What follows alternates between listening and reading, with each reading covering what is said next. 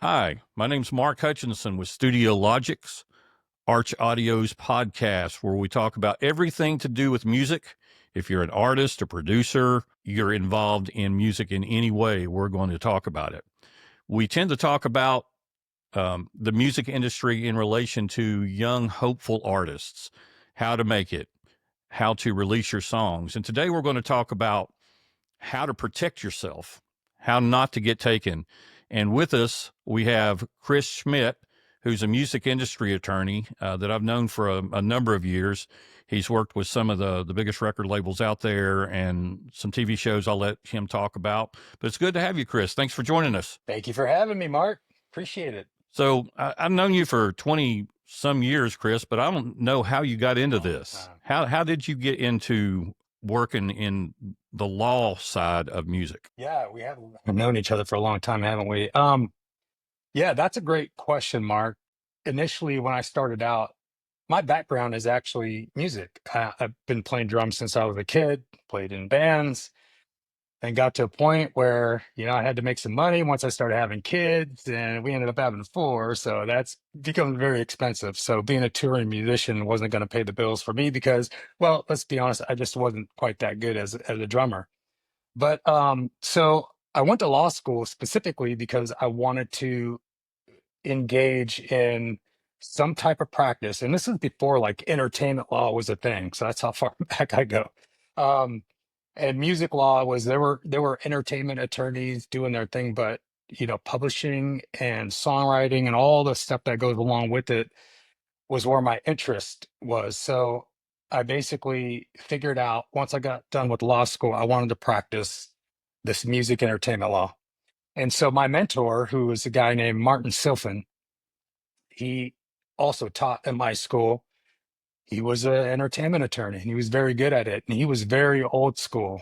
So he had clients like, he worked with Teddy Riley and the old school cats like that. And so when I was getting ready to graduate from law school, Teddy was actually just kind of, arranging his legal team. And he asked Marty, who's Martin Silfen, he said, "Hey, I need just kind of a fresh attorney that I can just, that's my guy." And I'm sure the conversation was something like this. You know what? I got a guy who's graduating law school. I've been mentoring him for 3 years. His name's Chris Schmidt, and I think he's just naive enough to go ahead and jump in and do whatever you need to do, Yeah. So in fact, I didn't even know who Teddy Riley was. I came from a rock background. So Teddy Riley's more R&B. He's the guy who, he's the father of like New Jack Swing. I mean, this guy was like produced for, when I started doing my research on him, he had produced albums like Michael Jackson. He did like 6 songs on the Dangerous album in '91, I believe it Wow. was. And he was way back in the Bobby Brown era. In fact, the story goes that Bobby Brown actually carried Teddy's keyboard for him. That's how old school these guys Wow. are. And then, this was in Virginia Beach, by the way, where I went to law school, the old 757. So, Missy Elliott's from that area, the Neptunes. And in fact, Future Records, which was Teddy's studio, is where I met him for the first time. And it was just a wild ride from there on out. So I was just a new, fresh. I just got very, very blessed, lucky, however y'all want to look at it. But I was in the right place, right time. And I happened to have a recording studio at that time that I went in. I'm also an entrepreneur. So we had just purchased a recording studio with a fellow attorney friend of mine called Renowned Studios in Virginia Beach.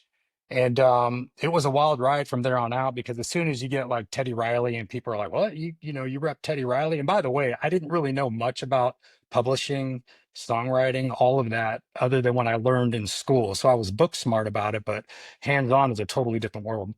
Long story short, I repped him for a couple years, grew into other more modern clients like Aaron Pierce, who and Chris Wallace. And these guys are, Grammy winning multi-platinum producers and songwriters.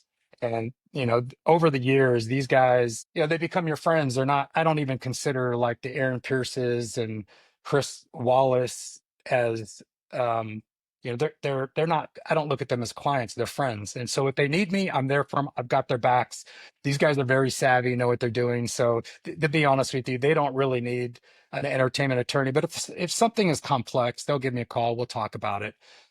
Guys like Andrew Lane, who's known as kind of a Disney producer, has been a good friend and client for years. And J2, in fact, this plaque right here, the Shakira album Dare La La La, I helped J2, who's big in kind of like, he's known for Indian trap, but he produced that song, which was the World Cup song.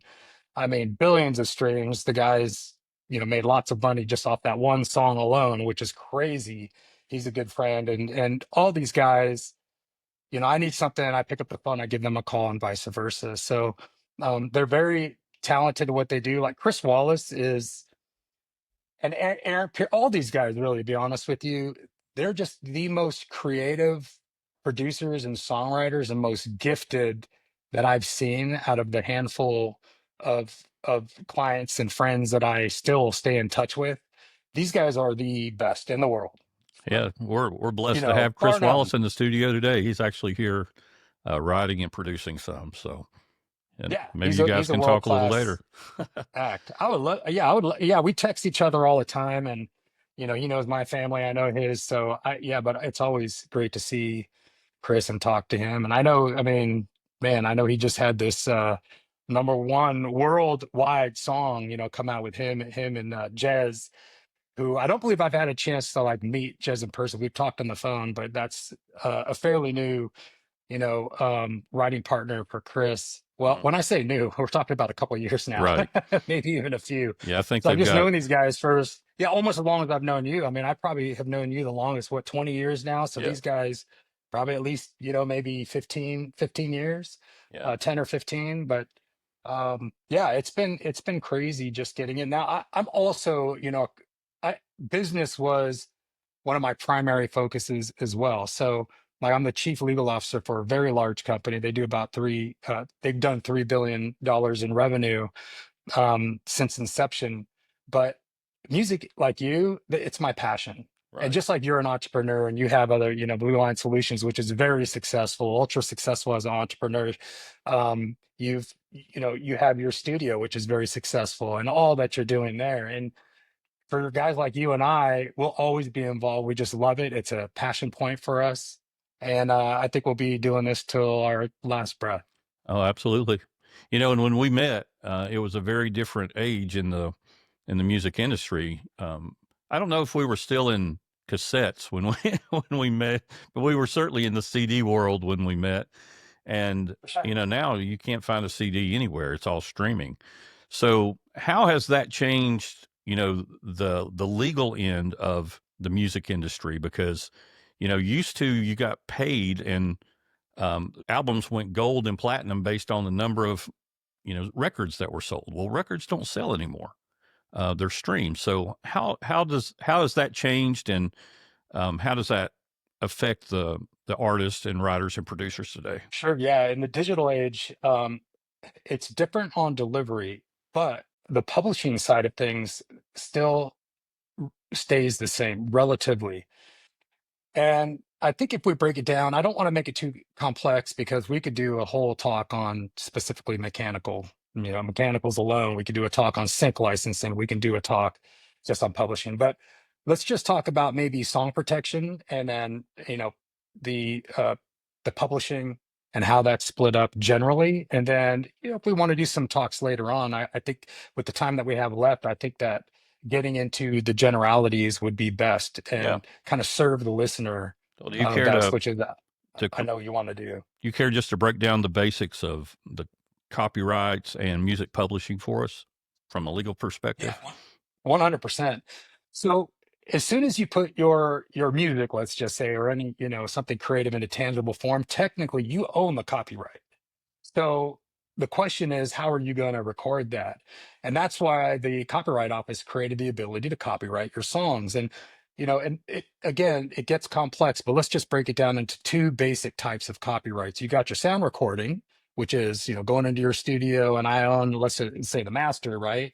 And then you have the publishing side or the PA copyright. So you have the SR for sound recording and the PA. There's two basic types of copyright when it comes to the music business.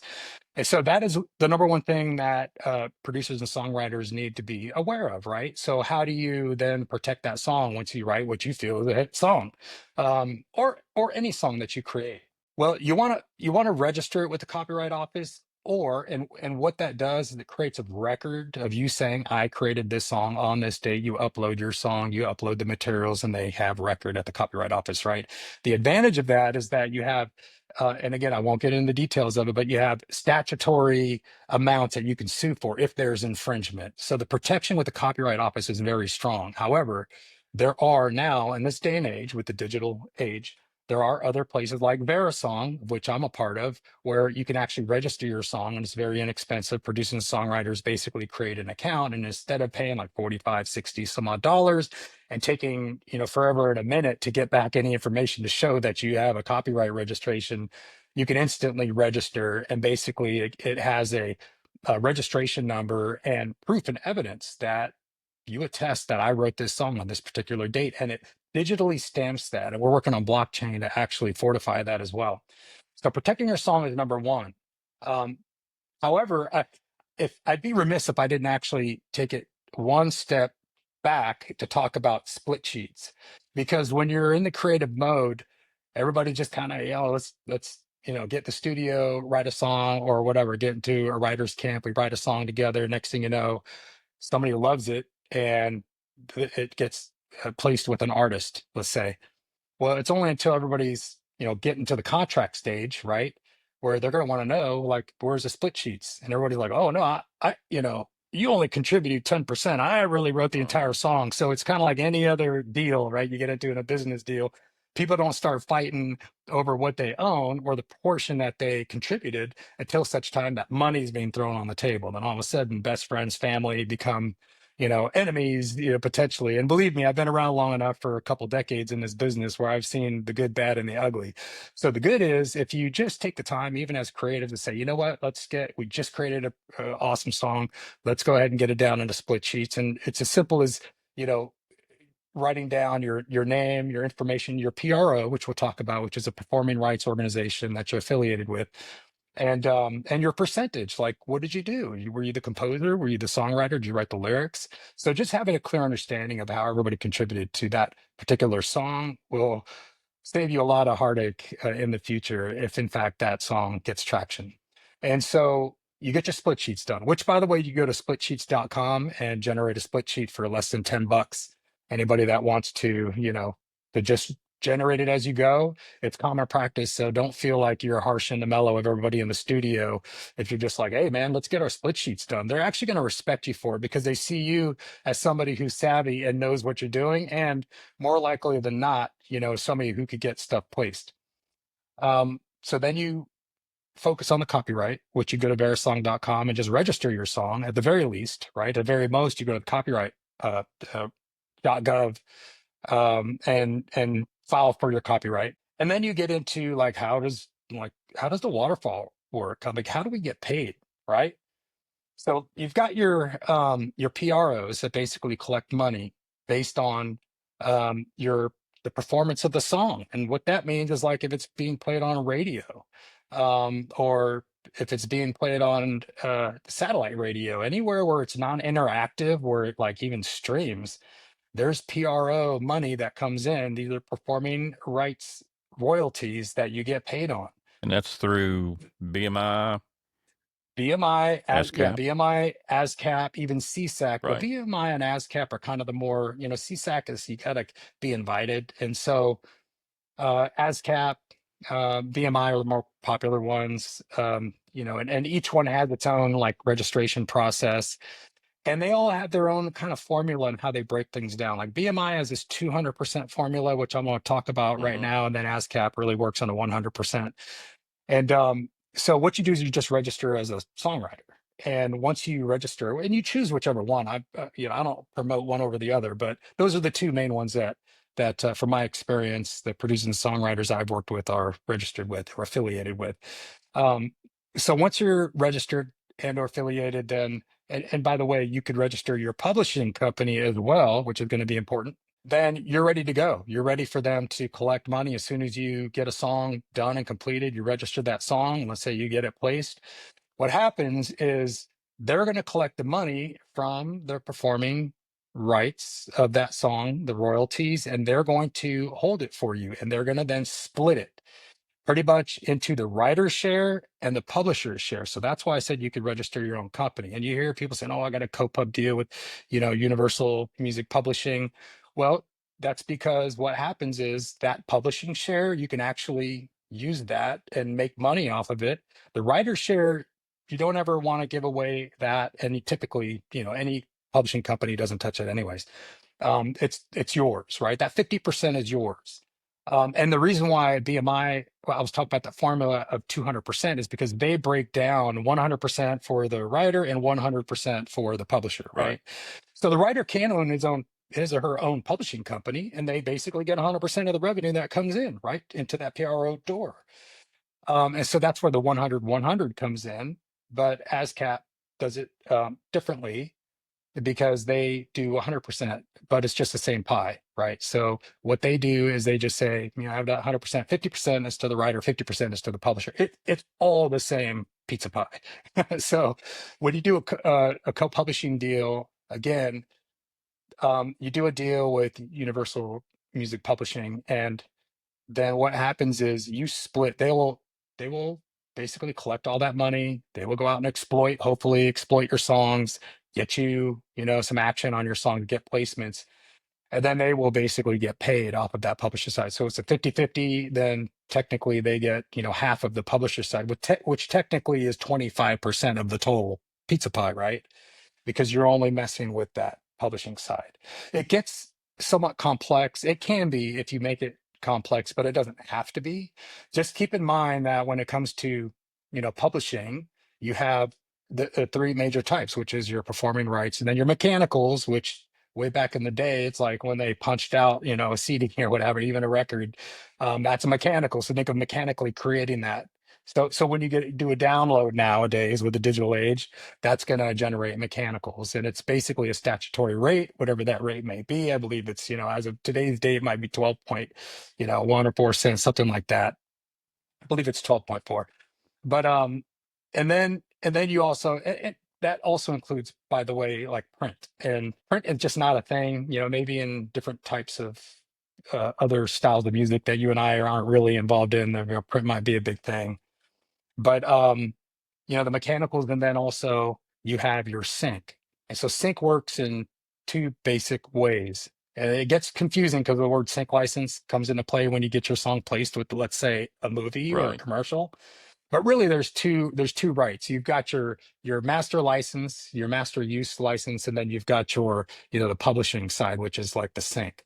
And so let's just say you get $100,000 to place a song. The record label is going to handle one half of it, which is the master use license, and they'll probably get, customarily it's like half, like $50,000, and then $50,000 goes to the sync fee, which will be to the publisher side. So the publishing company typically will handle that deal, and then but you do get the, when the movie is played or streamed or what have you, you'll get the PRO collect the money, and you get paid on that as well. So sync, tell you, like Aaron Pierce, and even Chris, those guys make a lot of money on syncs, because like Aaron has, he had a song, the title song for the Lorax. Remember that? He's done a lot Yes. of like Disney stuff, things like that. That guy's making, lots of money just off of his sync royalties from the PRO, and Chris too. And these guys have had, songs placed in many commercials and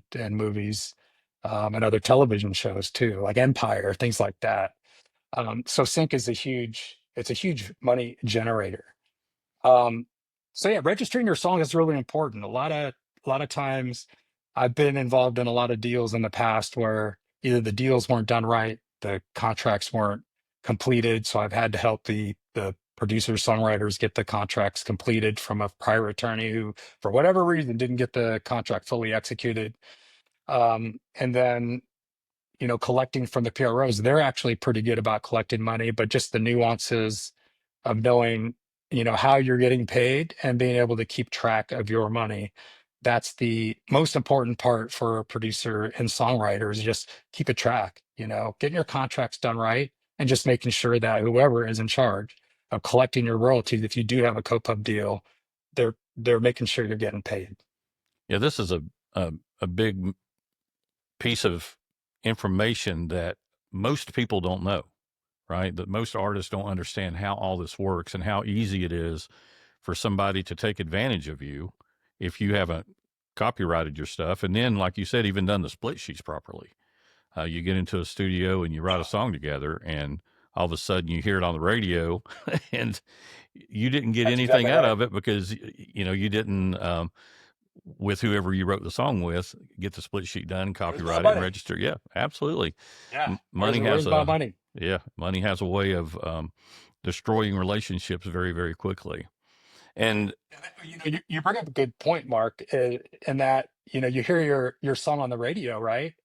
You're like, wait a minute, I sent that song to whoever, whatever producer, which happens a lot in this industry. You send a song, the producers are looking for, and then they're looking for great songs. They pass on it for whatever reason. Next thing you know, you hear your hook on the song. It might not even be, a complete duplicate of the song, but maybe your hook's on there. I've been involved in, issues in the past. One was a Britney Spears song that the Bellamy Brothers actually wrote the hook, and if you look it up on YouTube, you'll see. That was many, many, many years ago, but still, that was a huge controversy, and Dr. Luke was involved. It was just crazy. But those type of issues come up more often than people think. And so it's important that you do something like protecting your song on like Verisong.com because you have a record of it. So now you could go to court with an affidavit and say this song was registered with Verisong, and then you play the song for the judge and or jury, and they listen to the two. You have evidence and a date, timestamp, and registration that you did create that song. It's going to be a lot better than just saying, "Hey, I sent a song to this. Here's my emails," right? Or people oftentimes will think that they can mail themselves. Remember the old days of oh yeah, the poor man? They call it poor poor man's man's copyright. copyright. That's never worked. It's never worked. And there's been plenty of case law to show that that's never worked. Why? Because anybody can open a package that they've mailed to themselves and reseal it, right? So that's why a digital timestamp is so important by a third party. And that's why these registration companies are popping up like Verisong. As far as like information, I do write a lot of articles for Music Industry Weekly. So if your audience wants to go to Music Industry Weekly, they should subscribe and be able to get like the latest and greatest on what's happening in the industry. They can also find, Verisong. So they don't have to remember all this Verisong and split sheets. Where do I go? You just go to musicindustryweekly.com. It's very simple, easy to remember.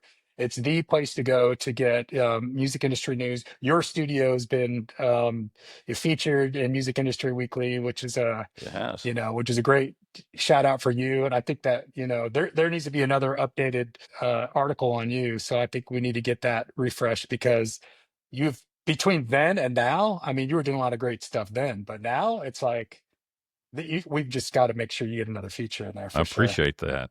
One of the things that um, artists get in trouble with is they'll write a song, and as we talked about, they don't copyright it. It ends up on the radio, and they get messed up, right? So, but they're like, it costs $50 or $75 or whatever to copyright every song, right?